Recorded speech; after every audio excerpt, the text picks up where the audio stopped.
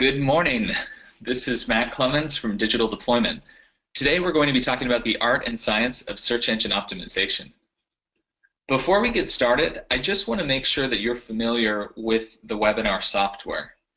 You have the ability to ask questions at any time during the webinar, and I encourage you to do so. Also, I've emailed out a document, the website SEO analysis 5-point self-check checklist. We'll be going over that today, but I just wanted to make sure you received it. And if you didn't, please download and print the worksheet from digitaldeployment.com/SEO.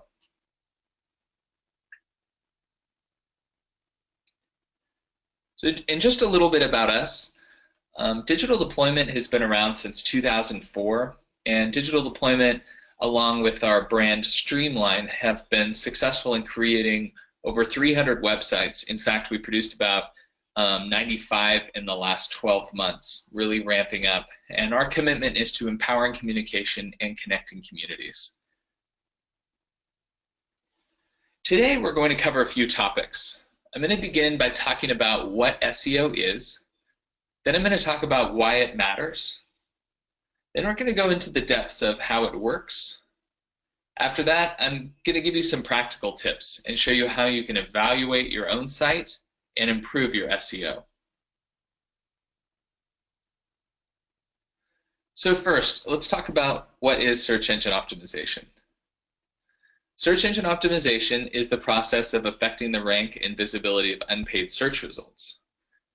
So for us, like for example, this morning I was Googling website development Sacramento, and for a company like us, we would love to be first in the results, but not quite yet, actually. We're working on redesigning our website. Once we finish that, we'll definitely want to be up at the top. But the idea is that this is for any organization that wants to drive an upward position in their search results. That is basically, in a nutshell, what SEO is. But it's a lot more complicated than being just number one. And I'm now going to talk a little bit about why it matters. So first of all, the bottom line about SEO is that it's how users get to your content. 85% of all users that are looking for information online start their investigation using a search engine. And the sites that are on page one get the lion's share of that traffic. So just looking at a few examples, we have a hospital worker, for example. They might be seeking information about Ebola for a disaster preparedness plan. And if you're a student, you might be looking for the best university to obtain a PhD in education. Searches are really all about the user connecting to the information. And this morning, I want you to think about your users and what they're looking for. You probably have more than one user group. It might even include members of the media or people you don't necessarily want to target, but they're looking at your site. What are they looking for, and what part of the conversation do you want to play for them? So basically, yeah, just as I mentioned, where does your organization, your association, do you come up in search results? Are you a thought leader? And how are people finding your site, and why are they visiting? Also, what important conversations are happening in your industry? What terms would allow you to reach users for the better? And what actions would result? Do you want them to attend events that you're hosting? Do you want to disseminate information that's important to the public? The bottom line is that when you're in the results and you're in that first page, you frame the conversation. All right, before I jump into how SEO works, I just want to remind you to feel free to ask questions. Rocky's here with me, and we're going to be answering questions together that come in.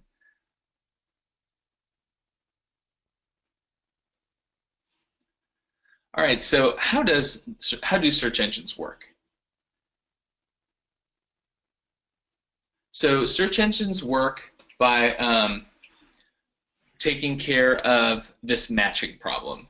So the matching problem is basically when people are searching for terms like public safety or drought information or wastewater treatment, they are given certain results by Google or Yahoo or Bing or any of the major engines, and they're driven to a search result page.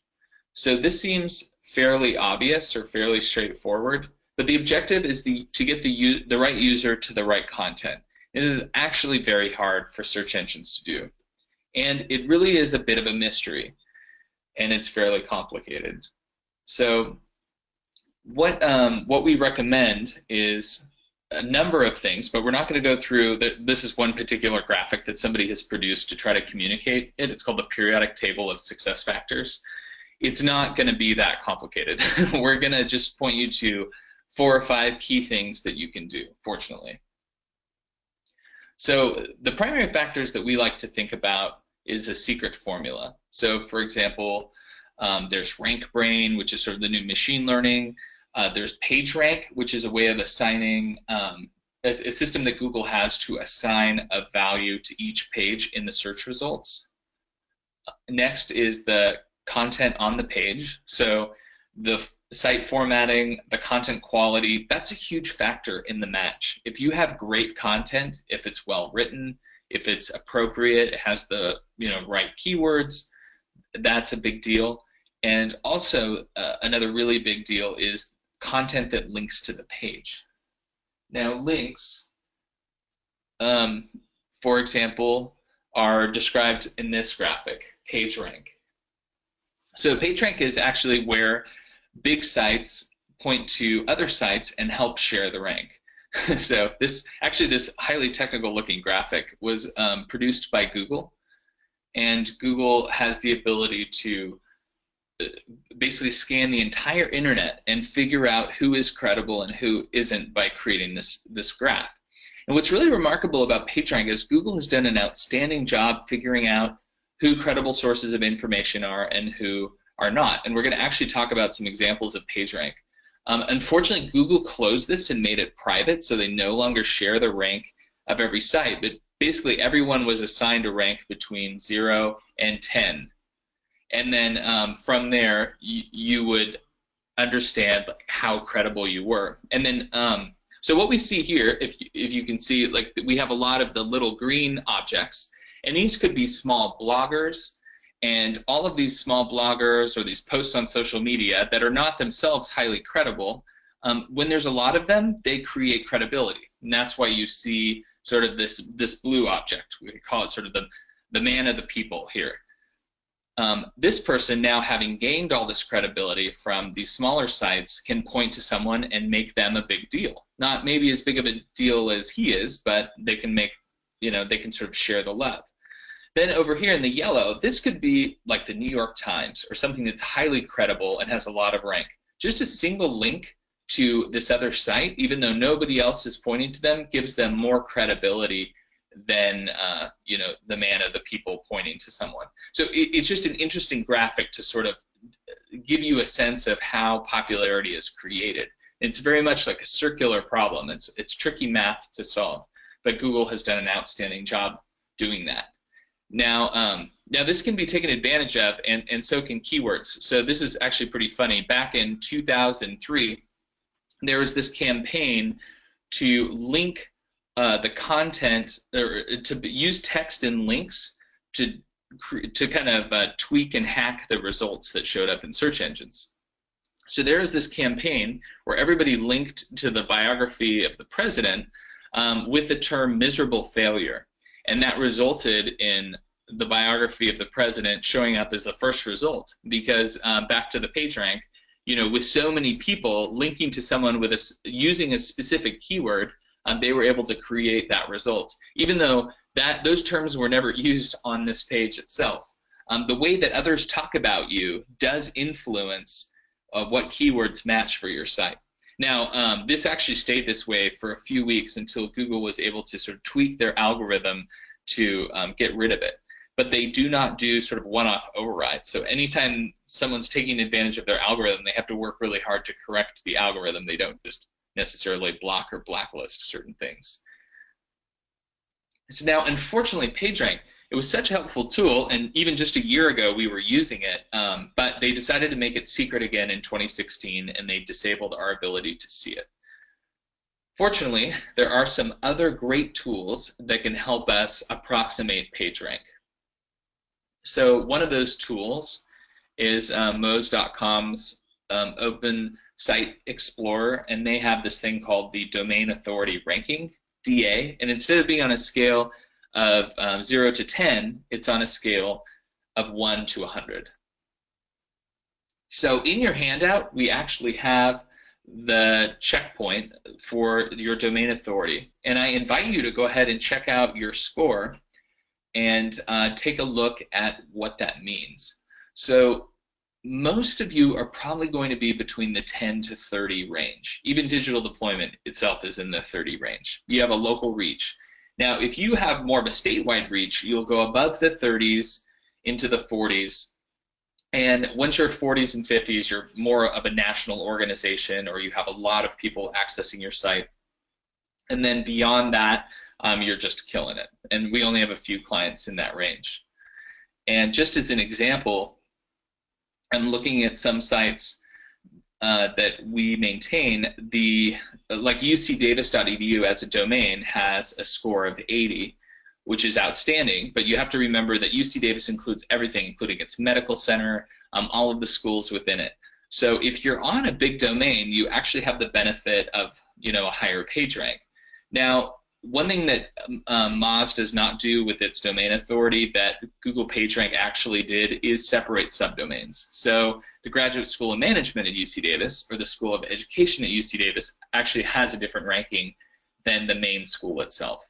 But if UC Davis were to issue a press release about you and point to you, it would immediately increase your domain authority as well. And if we look down the list, here's digital deployment, and then the Twain-Hart Community Service Districts, one of our new streamlined clients, and Tom recently launched, and his rank went from 9 about a month ago to a 12 shortly after launching, and taking on some of these tactics which are inherent in his new site, including being mobile responsive, and we'll talk about that in a minute. All right, taking a look at some other ranking factors. So we're going to look at engagement by keyword. So this is another really important thing about how matches are made. If we look, the California State Teachers Retirement System, longtime client of ours, talks about the importance of good governance, and they have this casually mentioned in a page on their site. But what's happened is the California State Teachers Retirement System is such a massive institution. There's 800,000 teachers that go visit the site every year. They have basically ended up ranking for one of these terms, for the importance of good governance. But as you can see from, this is a snapshot from Google Analytics, people aren't really staying on the importance of good governance page for very long.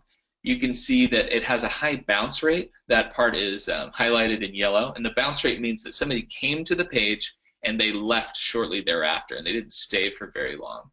Versus for these other queries, they were people that were definitely intending to reach the system, and they stayed and engaged on the site. So we could expect the importance of good governance to no longer rank CalSTRS in the list of search results over time, because they're just not a good match. Now here's another case. We're looking at UC Davis School of Education. Now they wanted to compete on the keyword PhD in education, and they're currently on page 1. They're underneath Stanford and a few others. And one thing that's really important to note, and I didn't point it out earlier, there are two kinds of results when we're talking about search engine optimization. I'm actually going to jump back to that slide.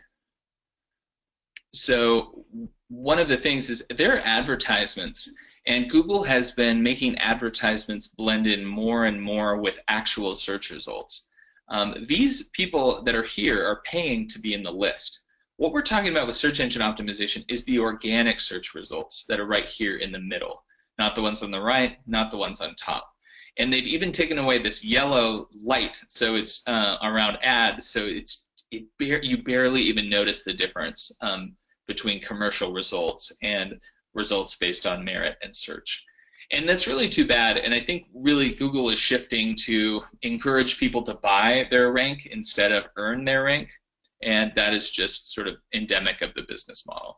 But I did want to just make it very clear that we're talking about today the organic search results. And most savvy users will skip the ads and go straight to this. that is where the majority of traffic is. All right. So what's really exciting is that with UC Davis and their PhD in education, we were able to boost it for these various terms, and they were able to get a pretty sufficient amount of traffic. And then we actually set up goal tracking so we can see how many people applied to attend an event at the School of Education who saw these terms. And we found out that some of the terms rank better than others. People that already knew about the program weren't necessarily applying, but the people that were just looking for PhDs in general were actually better targets because they were shopping for a school they hadn't already decided. So for them, for UC Davis, it was really important to catch the students who hadn't quite made a decision yet. All right, so now we're going to shift gears into the fun part. So I've explained so far how search engine optimization works and why it's important. But now I want to talk to you about how to evaluate your own site. So we're going to talk about practical tips to improve your rank.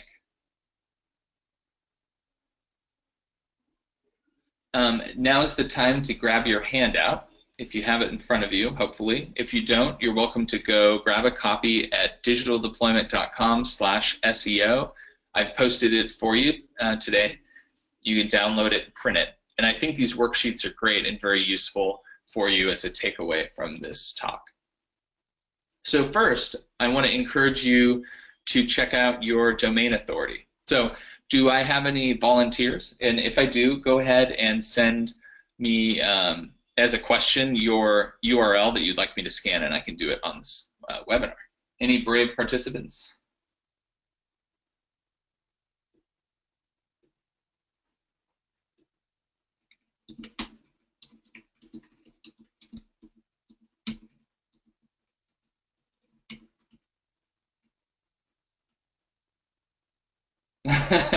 Okay.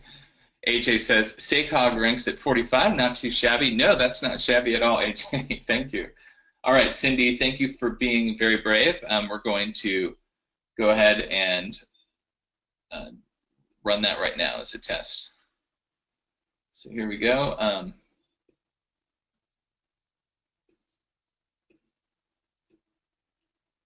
Okay, and this is very straightforward to do yourself, but let's go ahead. loapud.com.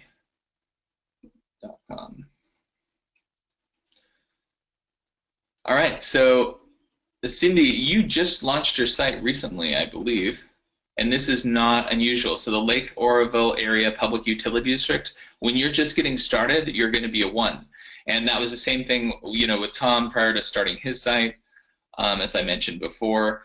And Cindy, you know, you're one of our streamlined sites, so you have already built in mobile friendliness and you're Section 508 compliant. So it will be not very long before you start to rank higher. So you have plenty of room for improvement.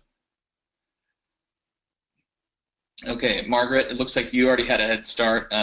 You started last month and it said 20 for you, so that's awesome. So yeah, these will be all over the place, and you have to think about, you know, the reach of your agency and to what, there's so many things that affect the domain authority. But one way to boost it up, if you're low, we'll actually talk about those strategies, but there's a number of things you can do if this is on the low side, and we're going to talk about that in the second part of the presentation. All right, so the next thing that we're going to look at is website speed.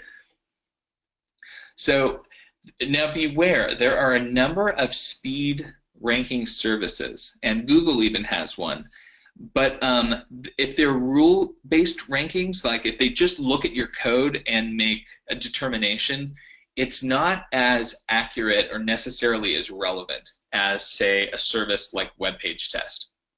So Web Page Test, and it's free, and I've linked it for you. It's a little bit slower. It takes about 20 to 30 seconds to run, sometimes more if you're hosting a webinar and all your webinar viewers are running to the site to run their own tests. So it might be slow right now. Sorry about that. And but what this does is it actually runs a full test on a site and will give you results from how long it actually took to load in a browser in a data center. So this is great because it's an empirical result. So here I loaded the California Hospital Association, and we got a score of A's and then a B at the end, and for caching static content. And the reason we get a B for that is we choose not to cache everything, because if the website editor makes an update, we want to make sure that that is seen by the public immediately. So it does check for some content that might normally be unnecessary on a site not updated that frequently. But what this does is it gives you a really clear idea. How long did it take to fully load? And it's okay if it's longer than a few seconds. The number you really want to look at is when did it start rendering on the first run or the second run. And this is cool because it'll actually do multiple runs if you want it to. And it'll show you the site that pulled up, and you can even watch a video that shows how it loaded. And if you get some pretty good grades, not everybody's going to get straight A's, and you can have a very fast site, but you generally want to make sure that these times are healthy. And you want to test it from a data center near where most of your traffic is. So if you're in California, really any California-based data center is just fine. If you test it from some other place in the world, it might be a little slower. That is perfectly normal. All right, so that's website speed. So next is mobile readiness. Now in this case, Google has a fantastic little tester, and we can do a mobile readiness test. So any volunteers for that? Go ahead and type in to your question box, volunteer your domain, and we'll test its mobile friendliness right now. All right, Hospital Quality Institute. You're a digital deployment client, you better be mobile friendly, but let's make sure that it passes. And this is probably going to be more common for non-clients of ours. We have released, like Streamline is mobile friendly, fully responsive out of the box. For digital deployment clients, if you were developed in the last 2 years, you're probably mobile responsive. And if you weren't, we have the DD Mobile plugin to give you a mobile friendly site. But what do I mean by mobile friendly or responsive design? So just one example, after we confirm that HQ Institute is in fact mobile friendly, I'll show you the HQ Institute site. Oh, honestly, this is kind of a slow tester, but it's very thorough, so we're glad for that.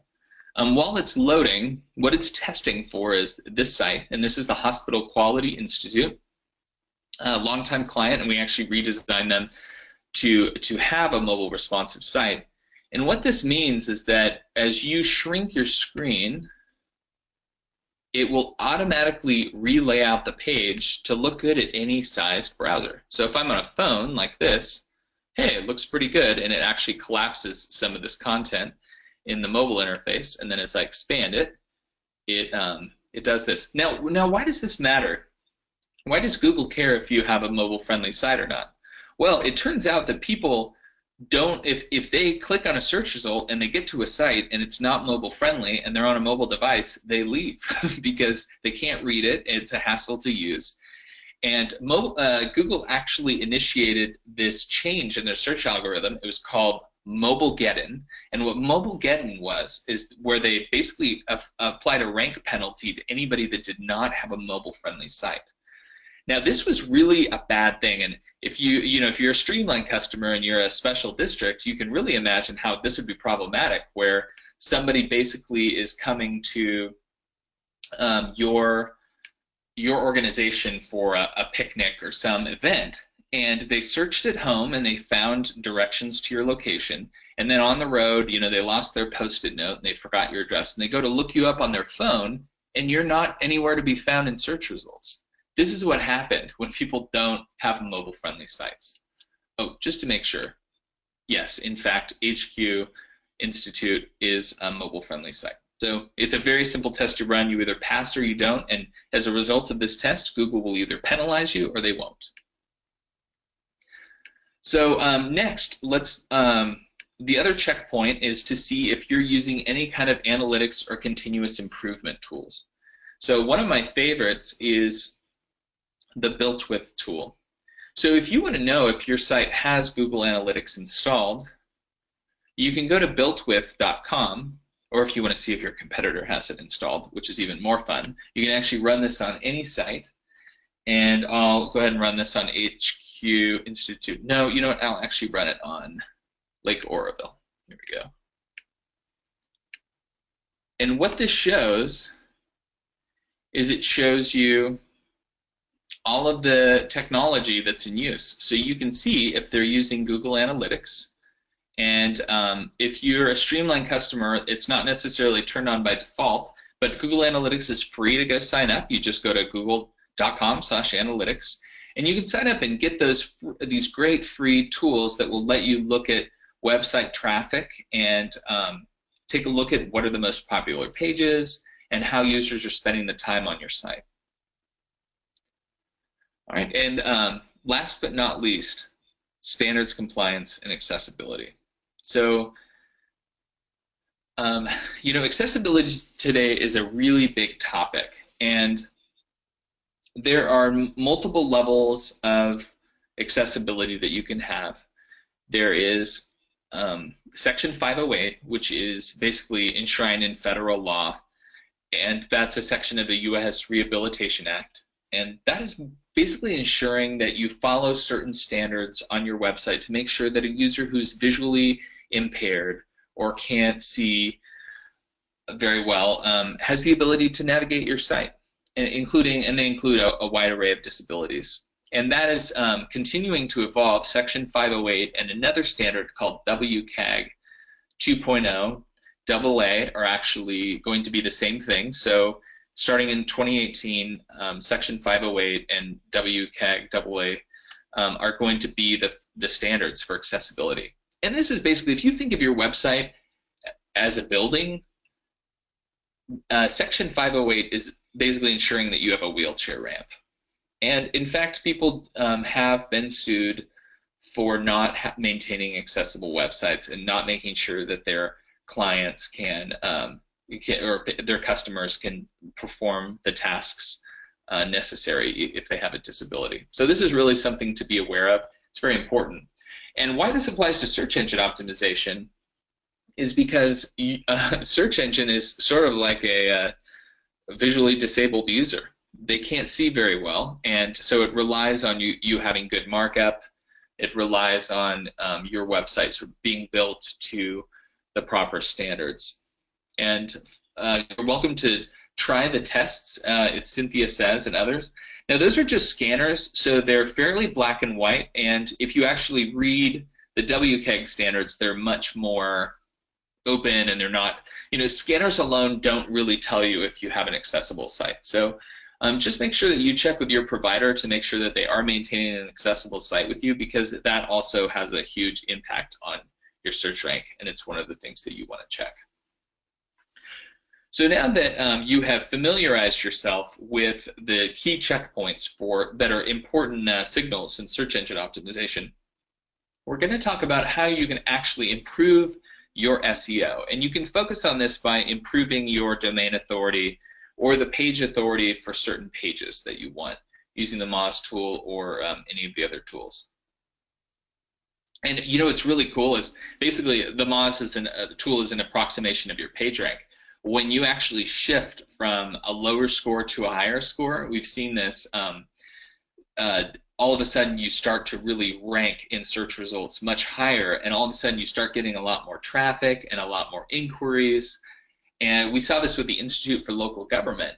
They shifted up, I think, 2 points in terms of page rank over 2 years by following a lot of the practices that we're going to be talking about. And they started getting inquiries from all over the world for all these random terms on their sites. So if you Googled climate change or AB32, they were there on the front page, and they started being the thought leader.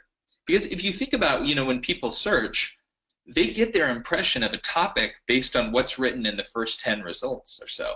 So if you're in those top results, you are framing the conversation. So let's talk about how you do that. First, the most important thing is to know who your audience is and how to reach them.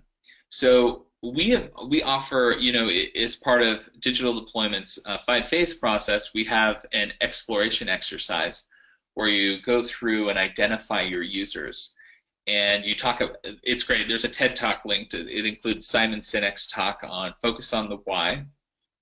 It's really outstanding. And this is available for you for free. And this kind of encourages you to think about, why you exist as an organization and who do you want to communicate with and why. And so it has a number of example user stories, and you're welcome to fill out this form, or you can even print it out. And it just helps you kind of think about the sort of users you want to reach and with what content. It's amazing to me how many organizations at first will just put content out there without really thinking about who they want to have access it. So really get in your user's shoes. Second, once you know who you're trying to reach, you can add relevant keywords to your content and you can just sprinkle them in. So one of my favorite tools is Google Keyword Planner. And why this is so cool is because this is originally a tool made available to advertisers, but even if you don't advertise, you can sneak in and use this tool, which we totally do. And it's a really terrific system. So one example would be, let's see, who that's listening right now would mind sending me a keyword that they try to rank for, or something that's important to them. If you're the School of Ed, it would be PhD in education. If you're the California Hospital Association, it might be Ebola, which is one of the cases I'm going to point to later. Any volunteers?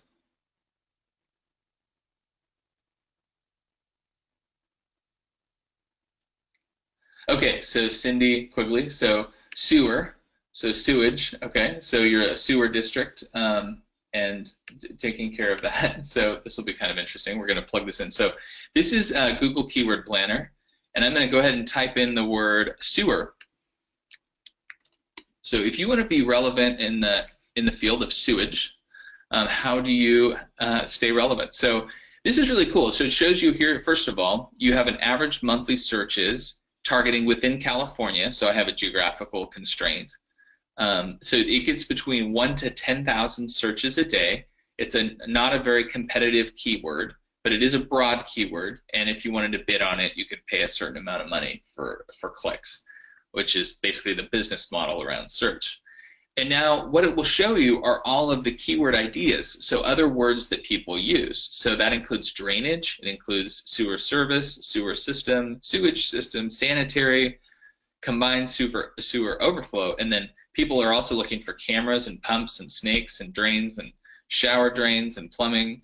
So it's really cool because, Cindy, thank you. This is a great example of how you can start with one keyword and then you learn how does the public actually talk about this. One of the examples that was really profound for me is when we worked with Weave. And Weave stands for Women Escaping a Violent Environment, and they work to reduce the incidence of domestic violence and sexual assault. So they always use the word survivor instead of victim. But when people are searching for help, they don't always think of themselves as survivors, they think of themselves as victims, and that's sort of the term that people use. So we were in this interesting situation where they wanted to use the term survivor on their site. So we just made sure that inbound links use the word victim, and then we were able to apply it without them needing to shift the dialogue. But you sometimes have to meet your audience in the middle. Even though you may want to talk about it with certain words, the words that they're using are documented very, very well in Google, and all this information is free. So if you did, I remember when we worked with the Make-A-Wish Foundation a long time ago down in Los Angeles, they had a lot of traffic. There's a lot of traffic about the Children's Hospital, and they had a partnership with the Children's Hospital, so they created a page about LA Children's Hospital.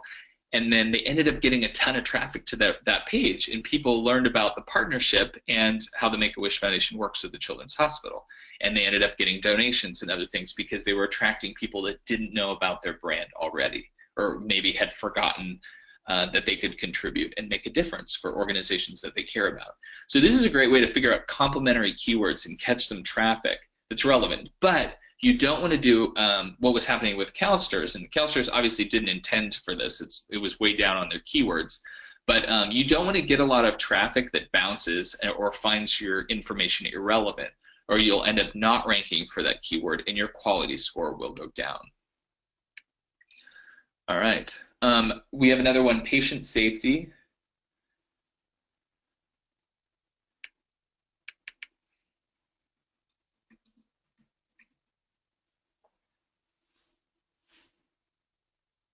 Thank you, Shweta. Okay, so patient safety, some hot topics are national patient safety goals. Yeah, national patient safety goals, that's come up again. And all of sort of the expected things. Patient safety first, okay, that's the patient safety first collaborative.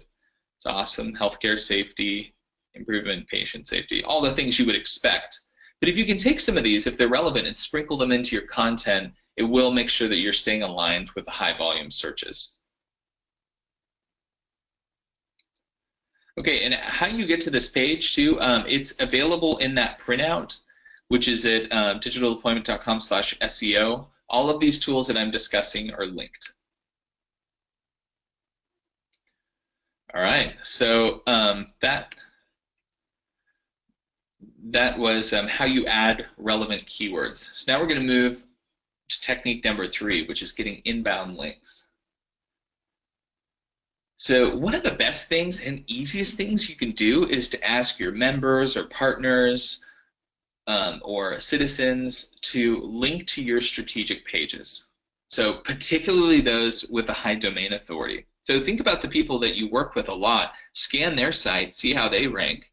You know, if I worked with UC Davis more, I would definitely ask them for a press release pointing back to digital deployment. You know, and we will probably ask for that when after we complete our site redesign and we start to boost our site's page rank.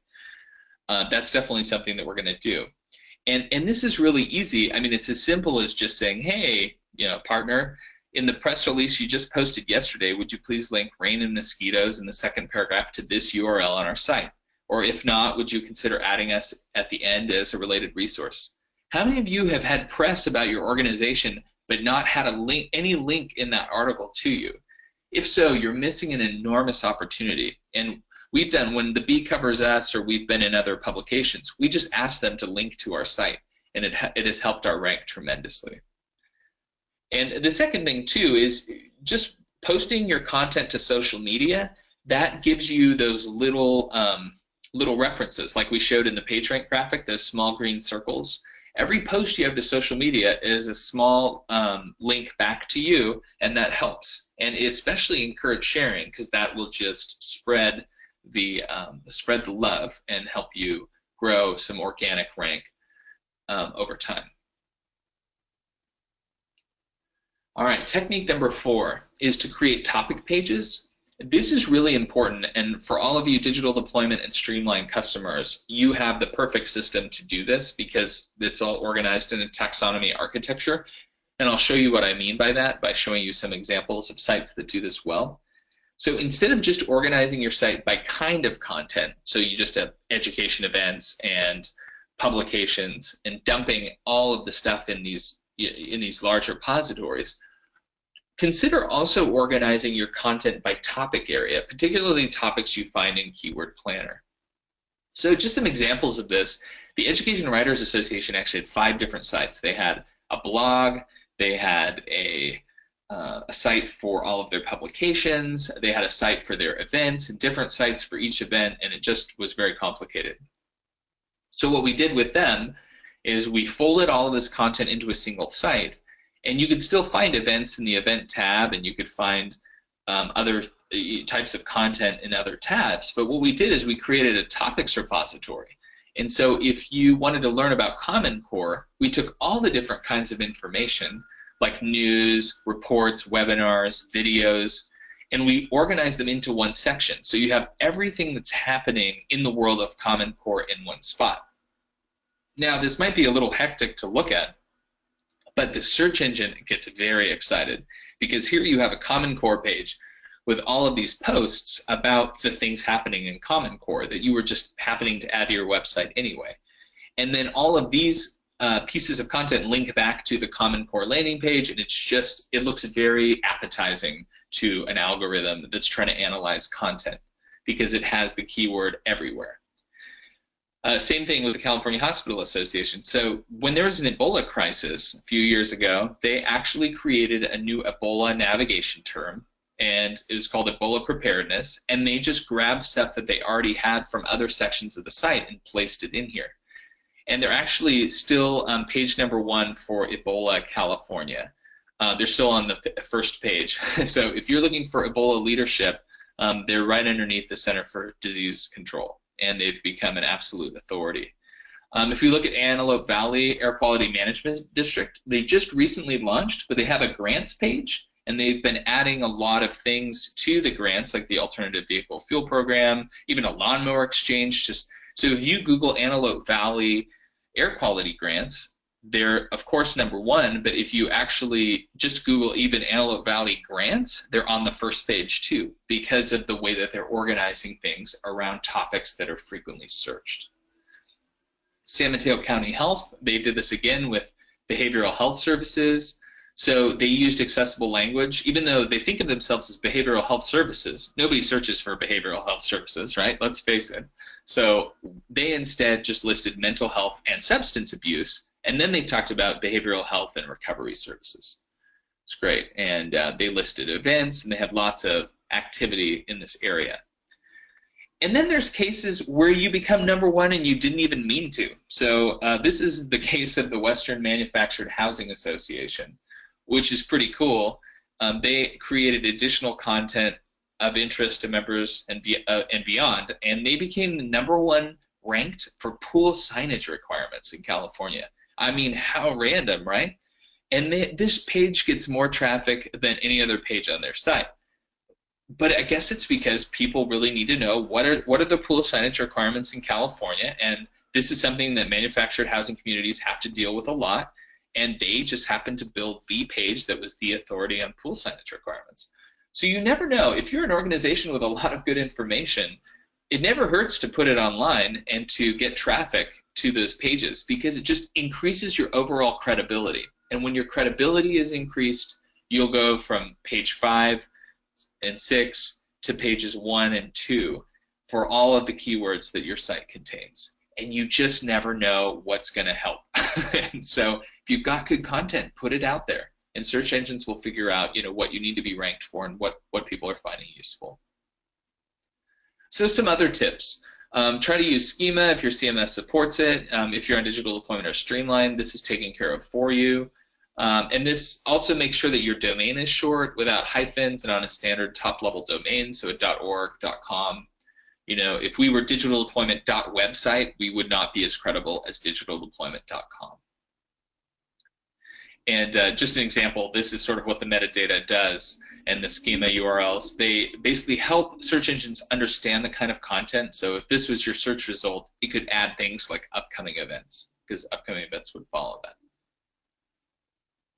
So with 15 minutes to go, I'm going to just wrap up and remind you that we talked about what SEO is, why and how it works. We went over some ways that you could evaluate your own site using the worksheet, and then on the second page of the worksheet, we talked about how you can improve your own search engine optimization. And the big takeaways here is that you just want to know your audience for each piece of content. And you want to use words that are familiar to your audience. And you can use Google Keyword Planner. There's a number of others. Moz has a product that you can use. You want to ask for links whenever possible, especially when the press is covering you, or if you have partner organizations that rank well, ask for some inbound links, especially to key pages you want to promote. And you group your content by topic using the case, taking some inspiration from the cases that we just showed. All right, thank you very much for joining us. I'm going to open up now for questions and answers from any of our attendees.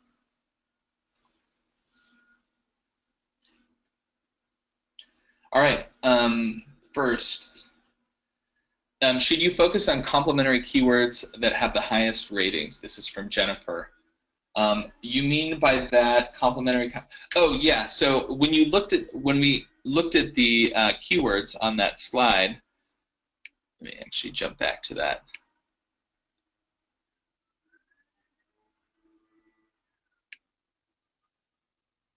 Yeah, actually, it was on the keyword planner. So yeah, you have your different volume, right? So your patient safety goals, all that. So yeah, if you have ones that have more monthly searches, that's great. Now, sometimes the bid price will tell you how competitive it is. So the broader the keyword, usually, the more expensive the bid. And what this is telling you is, this is telling you of those people that are at the very top and on the side, how much they're paying per click to be there. So you'd be amazed how much people are willing to spend to have you land on their site versus somebody else's. Any guesses on what the highest paid bid was of all time? It was mesothelioma settlement, mesothelioma settlement, and it was a few $100s per click. So if you search for that and you click on that for somebody, you'll probably be charging them a few $100s. And the reason is that most people who were searching for mesothelioma legal help were going to get a settlement of thousands and thousands of dollars, and for the lawyer, it just takes finding somebody and converting them, and it's worth hundreds of dollars to get that conversion. So yeah, it's a big business. I do recommend you get the keywords that have the most traffic, but I mean, the most important thing is to pick keywords that actually make sense for the content that you're communicating. You don't want to get too creative. You want to capture the traffic that makes sense. If you widen your content too far to just capture all kinds of random stuff, you'll have unhappy users, which will then end up harming your rank and doing more harm than good.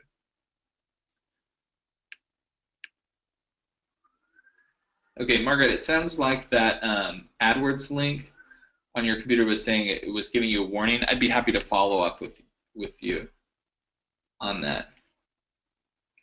Okay, if you have a bad score on the search for caching static content, it will vary depending on how much of the content, how much of the content you have on a CVN or how it's loaded or the types of content. If you have any questions or you're getting a bad score on that and you're a digital deployment client, feel free to send in a ticket and we'd be happy to look at that for you. The first three matter a lot more on the score for speed than the last three. The last three is, I don't know, they're not necessarily measures that affect the speed as much as they are just sort of best practices in general cases. But some of you have highly dynamic sites that are updated all the time and we can't cache all of the things. But you shouldn't have, Tim, you shouldn't have an F for caching static content. So feel free to shoot in a ticket for that and I'll also run your site later. When you add a topics page, do you just put a mix of topics or do you segregate them further? Okay, so this comes into a question of general architecture. So let me show you the California Hospital Association, who does a great job of this, and so does the Southern Regional Education Board. So for here, what they've actually done is they've split out the different topics. So Southern Regional Education Board deals with all of the states in the South. There's 16 states, and it deals with all levels of education. It's an enormous amount of content.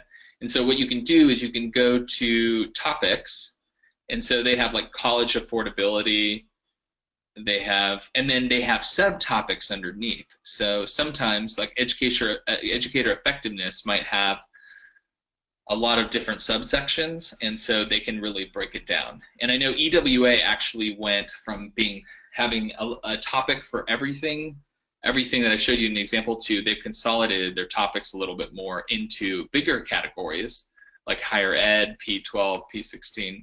And so if I do P to 12, then they have all of the different ones underneath. And they don't have a lot of subtopics, but you can. If you look at the California Hospital Association, however, they have topics and subtopics. So they have clinical care, and under there they have post-acute care, and under there they have hospice, rehabilitation, long-term skilled nursing. And you can really drill down and find stuff in all of these areas. So your taxonomy, if you ever have questions about content strategy and sort of how to divide your topics, you want to use topics that are logical to the user, but you're welcome to send in a ticket and ask our content strategist or our general web strategist for help with your information architecture. Jen, did I answer that question? Topics.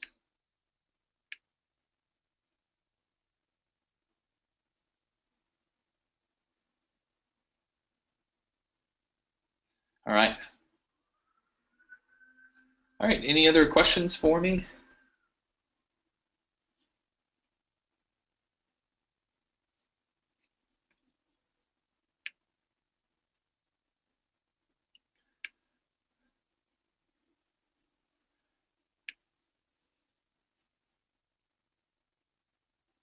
Okay, great. Yes, you're welcome. Well, I'm sure some more questions will trickle in, but I don't want to keep you. I know you're all very busy on this Wednesday, and you're probably ready for some lunch. So I'm going to let everybody go, and I want to thank you for your time. If you have any questions, I did email you all before the presentation with the handouts, so feel free to just respond to the email and ask me any questions that you have, and I'd be delighted to get back to you. And I thank you all for coming to this SEO talk. And we look forward to working with you more in the future and finding ways to get your content out to your users and to the public. Thanks. I'll linger in the room for any further questions. I see a few of you are asking them right now.